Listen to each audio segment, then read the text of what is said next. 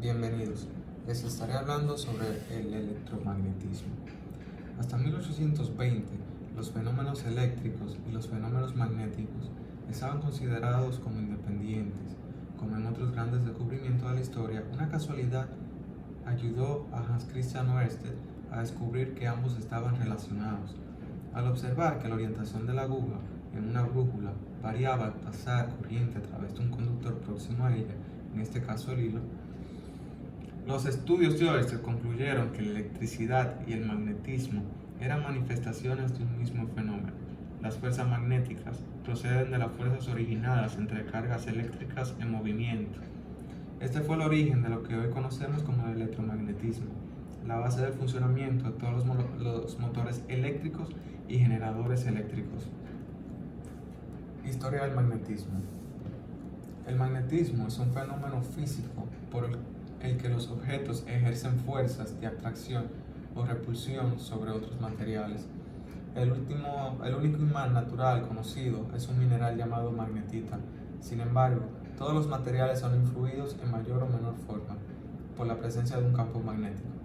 En algunos de ellos es más fácil detectar estas propiedades magnéticas, como por ejemplo el níquel, el hierro o el cobalto.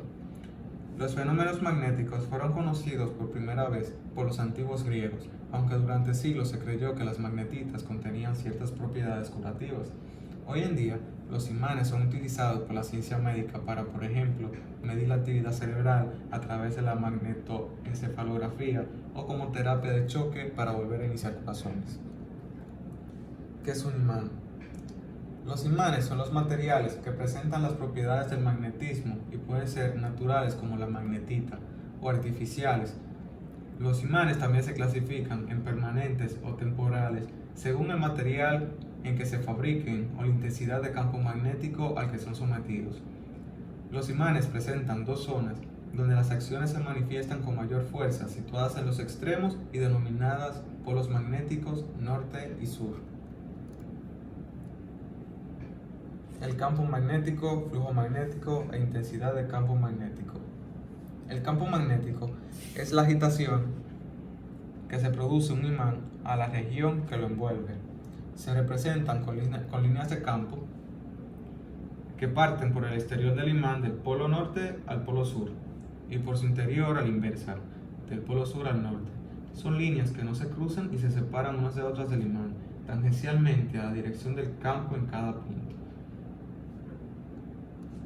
En un campo magnético uniforme, la densidad de flujo de campo magnético que atraviesa una superficie plana y perpendicular a las líneas de fuerza valdrá B igual phi entre sección, donde la letra griega phi es el flujo magnético y su unidad es el Weber. En el caso de que la superficie atravesada por el flujo magnético no sea perpendicular a la dirección de este, tendremos que phi es igual a B por 5 por coseno de alfa, donde alfa es el ángulo que forma B con el vector perpendicular a la superficie. Las propiedades magnéticas de la materia. Las líneas de campo magnético atraviesan todas las sustancias, pero no todas se comportan de la misma manera, diferenciándose entre materiales ferromagnéticos, materiales paramagnéticos y materiales diamagnéticos. Los materiales ferromagnéticos se quedan imantados permanentemente y tienen la propiedad de ser atraídos con más intensidad que los paramagnéticos o diamagnéticos, debido a su permeabilidad relativa. La permeabilidad relativa es el resultado del producto entre la permeabilidad magnética y la permeabilidad de vacío. El campo magnético creado por una corriente eléctrica. El valor del campo magnético creado en un punto dependerá de varios factores: la intensidad de la corriente eléctrica, la distancia del punto respecto al hilo conductor y la forma que tenga el conductor por donde pasa la corriente eléctrica. Para determinar la dirección y sentido del campo magnético, podemos usar la llamada regla de la mano derecha. Como se ve en la figura, utilizando dicha mano y apuntando con el dedo pulgar hacia el sentido de la corriente, la curvatura del resto de dedos nos indicará el sentido del campo magnético. Aquí tenemos una serie de pasos El primero, utiliza tu mano derecha. El segundo, apunta con el pulgar hacia el sentido de la corriente.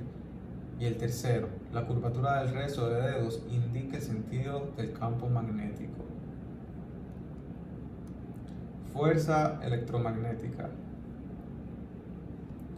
Cuando una carga eléctrica está en movimiento, crea un campo eléctrico y un campo magnético a su alrededor.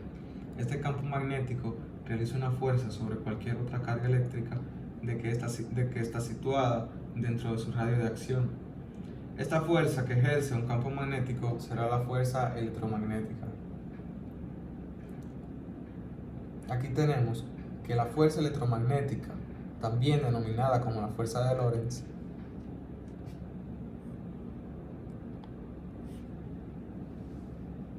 determina una combinación tanto de la fuerza eléctrica como de la fuerza magnética.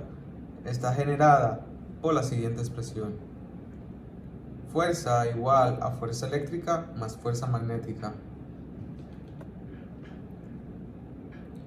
En caso de que esta fuerza sea perpendicular al plano formado por la velocidad del campo magnético, la partícula describirá una trayectoria circular. Si la dirección de la velocidad es oblicua a la del campo magnético, la partícula escribirá una trayectoria en espiral. La dirección de esta fuerza creada se puede determinar por la regla de la mano izquierda. Si la dirección de la velocidad es paralela a la dirección del campo magnético, la fuerza se anula y la trayectoria de la partícula será rectilínea. Si la dirección de la velocidad es perpendicular al campo magnético, la fuerza vendrá dada por la expresión F igual Q por V por B.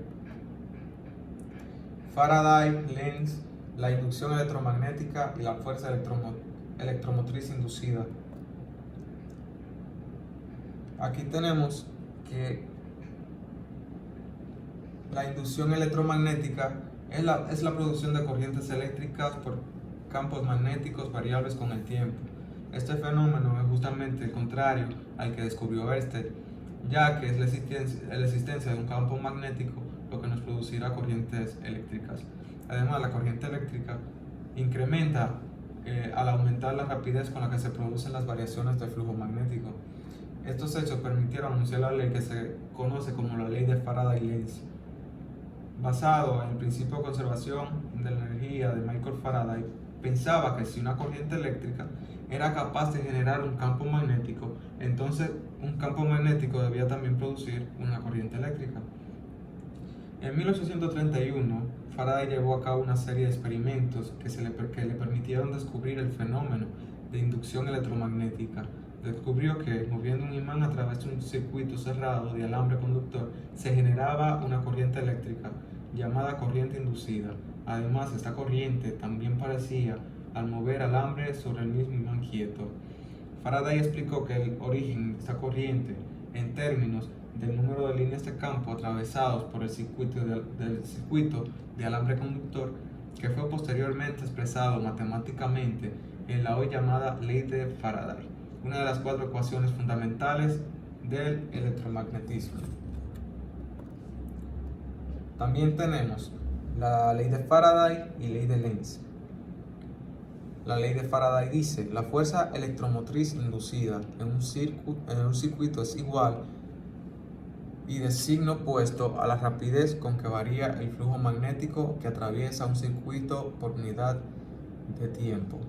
La ley de Lenz: la corriente inducida crea un campo magnético que se opone siempre a la variación del flujo magnético que la ha producido.